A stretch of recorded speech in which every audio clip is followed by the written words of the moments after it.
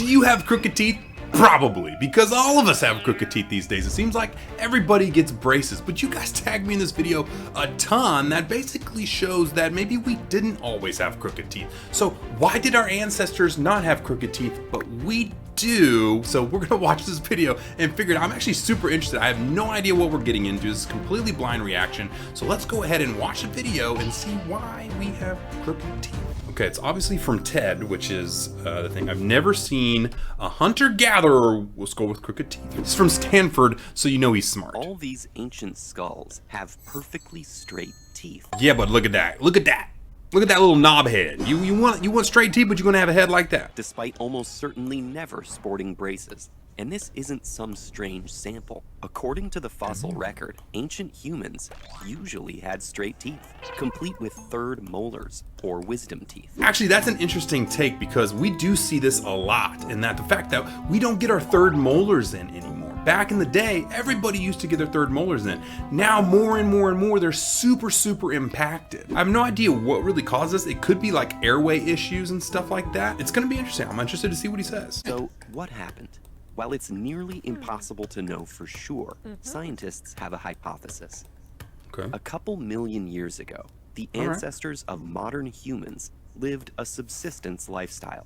Their teeth and jaws had to work hard to make the food they ate digestible. Now we have three different types of teeth. You have your canines, which are for tearing in, you have your front teeth, which are also for kind of ripping and tearing, and your back, which are kind of grinding. Now, we used to think of this as because we were like omnivores, you know, we ate meat, but we couldn't always catch the predator, you know, we weren't always like catching the antelope on the plain. Some days we missed with our little spear shooting across the screen, you know what I'm saying? So we had to eat plants sometimes. So we had to be able to eat seeds and plants and stuff like that whenever times were rough. But I don't know how this changes the fact of that you don't need teeth. Indeed, the surfaces of many of their teeth show extensive wear and flattening. They also had larger jaws and teeth overall. Over the course of several thousand years, it became more common for people to process and refine their food. Milling technologies helped remove the tougher parts of grains, like the germ and bran from rice and wheat. Okay, so maybe that means that it's easier to eat, so the back vegetarian teeth we don't need anymore, so we started to kind of get away from that? I don't know, let's see. In a relatively short time, many human mouths were relieved of a great deal of their grinding, crushing, and pulverizing duties. And interestingly, it was around this time that tooth crookedness appears to have become more common. You know, interestingly enough, in braces, we use this thing that, well, some people use it, you put it on your mouth and it vibrates the teeth, and that grinding and that vibration actually helps move the teeth. So I wonder if all that grinding on seeds and everything helped move those teeth more, and maybe it made them more aligned? I don't know. In humans and our ancestors, many think that for most of human history, dietary shifts, like the introduction of meat and the advent of cooking, were gradual, and that changes in tooth and jaw size basically kept pace with one another. But with the more recent revolutions in agricultural and culinary habits, that relationship changed. As the theory we goes, evolved too over fast. a relatively short period, some human populations saw a decrease in jawbone size. So maybe they're saying that you decrease the jawbone size because you're not, so, you know, interesting, in the same way if you lose a tooth, the jawbone goes away because you're not activating the tooth anymore. That's why we put implants in there that go into the bone, because it'll now activate the bone and keep it there. So maybe they're saying if you're not really grinding and hitting, which fun fact, I grind a ton and people seem like my jaw is pretty big, you know, because I really grind on there. And also there's another thing called tori, that if you're really hard clenching or grinder, you'll actually grow little nodules of bone. This is what a tori looks like. It's crazy, right? So maybe that's the fact. Maybe if we're not crunching and grinding, that bone will dissolve, or it just kind of shrinks and gets skinnier. While teeth stayed roughly the same size, Yeah, meaning that they're makes left sense. vying for limited space. When There they you do go. grow in, they may displace others and get jostled into some eccentric positions. And then wisdom teeth, which are usually the last to make their debut, seem to only They complicate just things get further. stuck, yeah. In many cases, they have little or no space to emerge.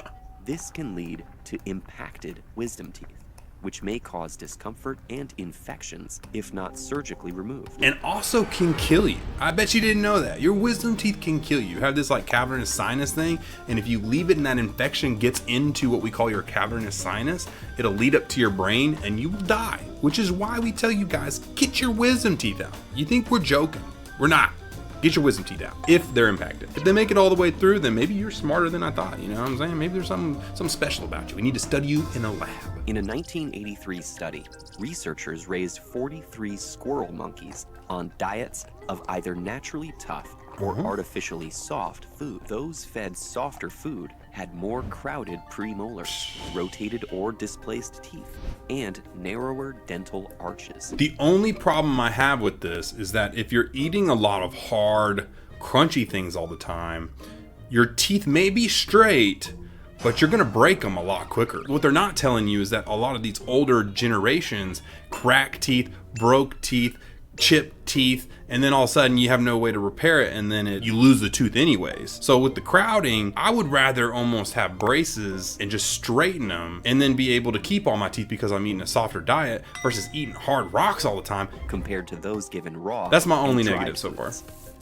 In other words, the issue at large seems to be environmental or one of lifestyle instead of a genetic one, though heritable factors may be at play in some instances. That's crazy. It's estimated that somewhere between 30 to 60% of people today experience some level of tooth crowding. I would say 90 to 95%. It used to be that, but like literally everybody has some type of crowding. Like very, very, very rarely do I ever see anybody with straight teeth. But you do see spacing sometimes instead of crowding. So that's interesting. I wonder if we could take like people with spacing and see what they ate versus people who have crowded teeth. That's really interesting. That would be a cool study to see. But this trend varies across global populations.